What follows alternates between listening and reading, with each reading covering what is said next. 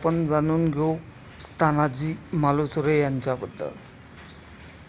तानाजी मालुसरेंचा जन्म 1626 साताऱ्यामधील गोडवली येथे झाला आणि नंतर त्यांचे कुटुंब हे महाबळेश्वर येथील उमरठे या गावी स्थायिक झाले. शिवराय आणि तानाजी मालुसरे यांनी पहिला म्हणजेच स्वराज्याचा पहिला तोरणा किल्ला 1646 साली जिंकला.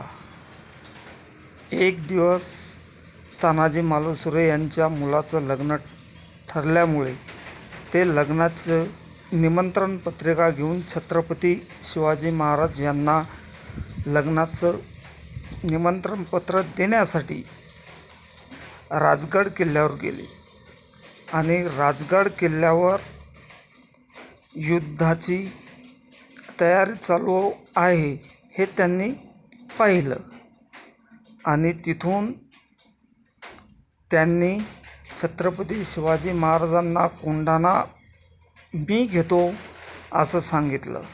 पहिलं लग्न कोंढाण्याचं आणि नंतर रायबाचं असं त्यांनी छत्रपतींना सांगितलं.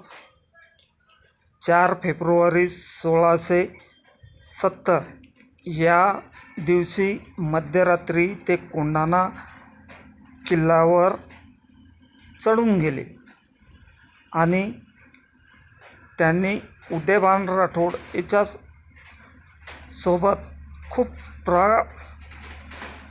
त्याला हरवून कोंढाणा किल्ला हा काबीज केला. त्यांच्यासोबत त्यांचे बंधू सूर्याजी मालुसरे आणि शेलार मामा व 500 मावळे असे कोंढाणा किल्ला जिंकण्यासाठी त्यांच्यासोबत होते.